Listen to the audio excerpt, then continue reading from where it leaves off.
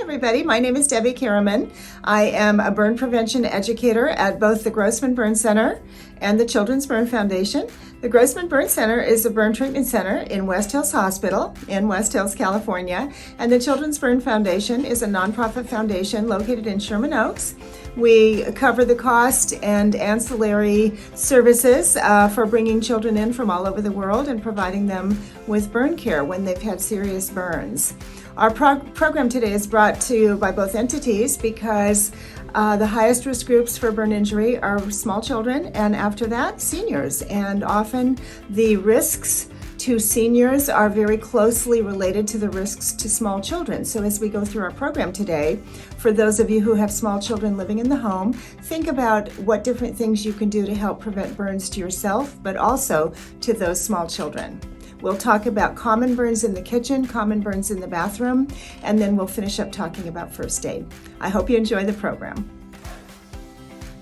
The most common burns that happen to seniors in the kitchen happen from fire. They happen from scald, which is a hot liquid burn. They happen from hot solid objects like a hot pan or burner. We call that a contact burn. And a burn can happen if you fall when you're carrying something hot or if you fall into something hot. When you're cooking, we always recommend wearing short sleeves, close-fitting clothes. You can use an apron to tie your clothes in if need be. Make sure you use pot holders anytime you're in doubt. And for those of you with long hair, make sure to tie your hair back. At the stovetop, keep all flammables at least 3 feet from the stove, and that would include papers, curtains, other fabrics that can catch on fire easily. We always recommend keeping cooking on the rear burner. Even though you have to reach, the rear burner is much safer because it's much more difficult to knock a pan over. And even if your pan does spill, the contents stay on the stovetop. They don't fall over the front of the stove. If you do need to use the front burners, turn your pan handles in towards the center of the stove. Don't let them hang over the floor because it's much easier to knock them down. On your kitchen countertops, make sure you don't have a lot of clutter so you can easily see what's going on. Follow directions to all appliances that get hot, like a slow cooker or a coffee maker or toaster oven. Keep your appliances and their cords at the back of the countertop at all times. People tend to pull their appliances forward when they're using them. Now that becomes more of a hazard because it's much more easy to knock that appliance off. And we don't recommend using extension cords for hot appliances simply because the longer the cord, the more possibility there is for snagging it and pulling the device off the countertop. When you're cooking at the stovetop, we always recommend not cooking while you're drowsy, not cooking, let's say in the oven or having something simmering on the stove when you're sleeping. We always recommend staying in the kitchen while cooking on the stovetop. We recommend staying in the home while you're baking or roasting. If a pan fire starts, people have all kinds of ideas about what they should put on the fire. The only thing we recommend is what you see in the picture, and that is smothering the fire from the side, not from the top, with a matching pan lid. We don't recommend using water because water can cause grease to spray. If the fire is a grease fire, that hot grease hitting your skin can end up causing some serious burns. If an oven fire happens, keep the oven door closed, turn off the oven, and wait. The fire will extinguish itself within a certain amount of time. When you're cooking in the microwave, we always recommend keeping your microwave on the kitchen counter and using proper cookware for a microwave oven. Let your food cool in the microwave for about a minute or so before you open the oven. Make sure you use your pot holders again and mix your food carefully before serving. Also, if you're heating hot liquid, don't overfill the container. Leave at least 1 inch of space between the top of your container and the top of your hot liquid to prevent spills as you pull it out of the microwave. Falls can happen and be quite disastrous if you happen to have something hot in your hands or if you fall into something hot. So in the kitchen, make sure you, when possible, have a non-slip floor surface and also use non-slip mats in your food preparation areas, for example, in front of the sink or in front of the stove, if you use mats at all. Don't walk around in your socks in the kitchen because socks are much more slippery than your shoes. If something spills on the floor, Stop what you're doing and wipe up the spill right away, because if you forget about it, it becomes a fall hazard later. And lastly, when you're planning to carry something hot across the kitchen, before you make that trip, check your floor path. Make sure you don't have any obstacles on the floor, such as pets, children, toys, shoes, etc. Let's talk now about scald burns, which are burns from hot liquid. They can also happen in the bathroom. We've talked about them in the kitchen, but they can also happen in the bath when you're getting ready for a bath or a shower. We always encourage everyone to set their hot water heater temperature for no more than 120 degrees, or if your hot water heater dial has words instead of numbers, you can set it to the warm setting or perhaps anti-scald setting. Generally, a comfortable bathing temperature for seniors whose skin is starting to thin is between 100 and 101 degrees Fahrenheit, which is very similar to the temperature that we recommend for small children. If you cannot control the temperature of the water in your water heater, you can purchase a scald protection shower head, which will automatically shut your water temperature off if it gets hotter than 120 degrees. It doesn't prevent all burns, but it does a good job of preventing very serious catastrophic burns that happen in less than 1 second with very, very, very hot water.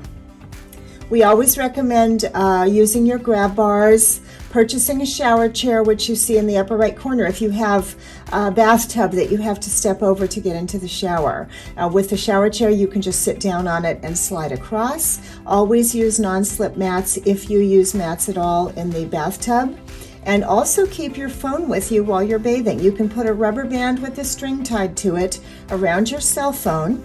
Set the phone down and allow the string to run onto the shower floor so that if you do fall and you're down on the floor, you can pick up the string and pull your cell phone to you. While you're sleeping, we recommend highly against using electric blankets. If you use a heating pad, only use the heating pad for 15 to 20 minutes at a time. If you need to, use a timer to limit exposure, but many of the more recent heating pads have a timer on them. Also, it's very important not to place any body weight on your electric heating pad. The heating pad is meant to sit on top of your body, not underneath it. And you can also purchase non-electric alternatives like a microwavable heat pack if you need a heat to a certain part of your body. If a burn happens, for burn first aid, we always recommend removing the hot object from your body, from whatever part of the body got burned, and then running cold tap water on the burn for anywhere from 5 to 20 minutes. The purpose of using cold water is to allow that coolness to penetrate through the burn, to slowly draw off the heat from the body and keep the heat from penetrating more deeply and actually making the burn worse. We don't recommend ice because ice is very cold. It can actually cause a burn, which we call frostbite.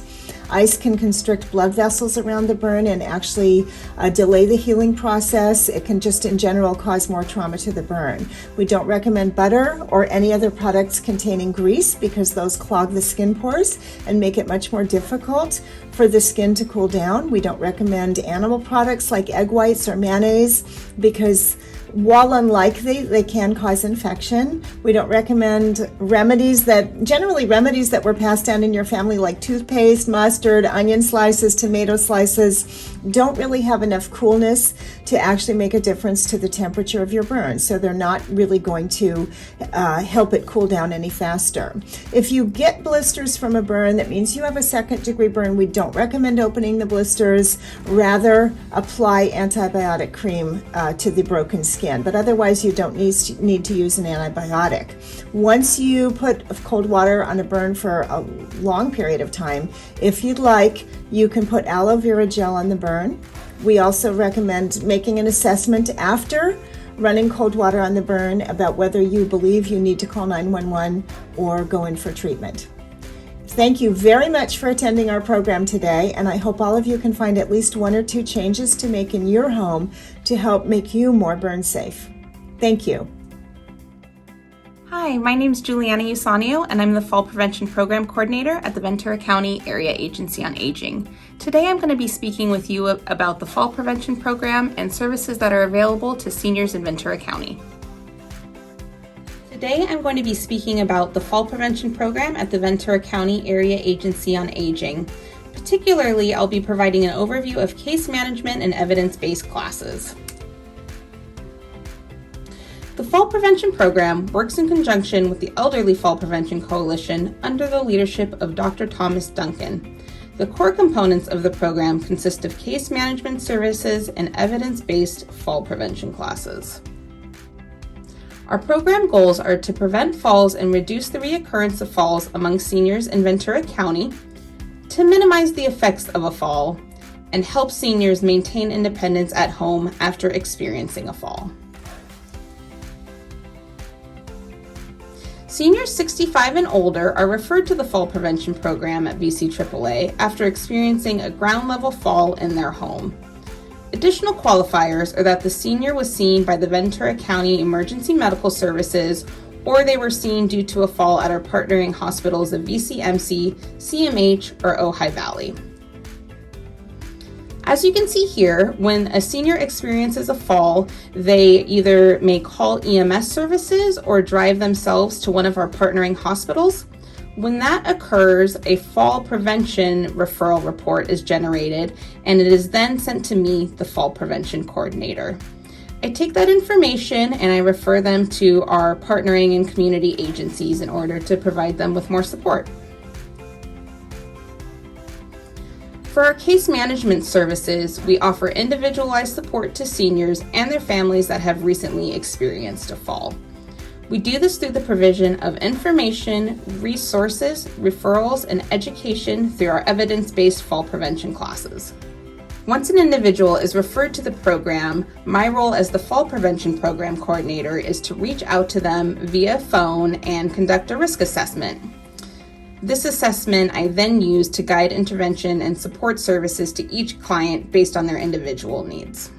We provide referrals to community and agency resources, public health nurses, home modifications, home safety evaluations. We also do monthly check-in calls and refer to our evidence-based fall prevention classes.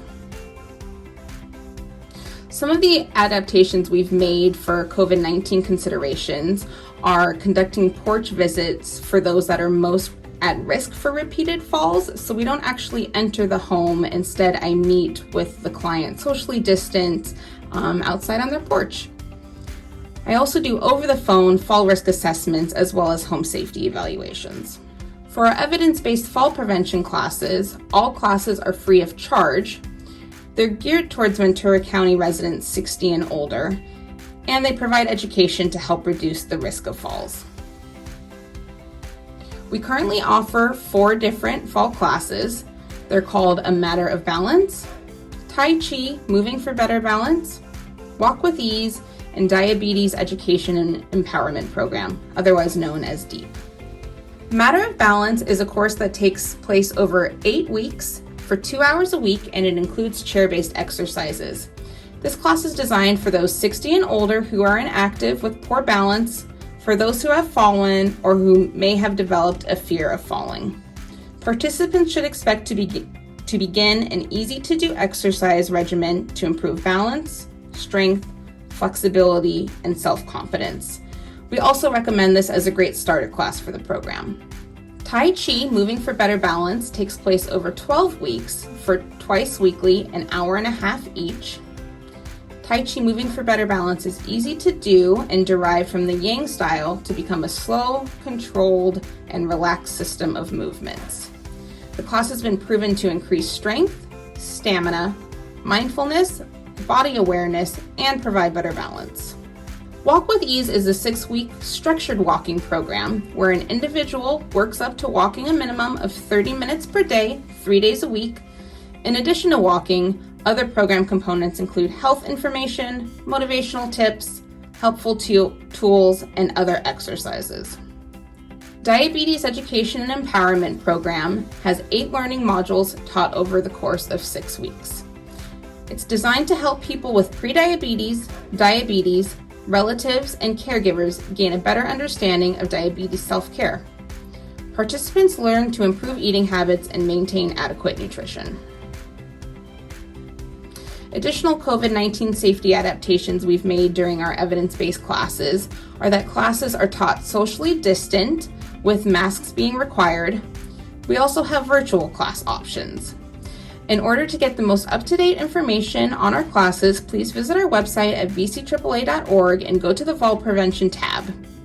For more information, you can contact me at 805-477-7342 or email fall.prevention.program@ventura.org. Thank you for your time, and please be sure to spread the word about the Fall Prevention Program at the Ventura County Area Agency on Aging.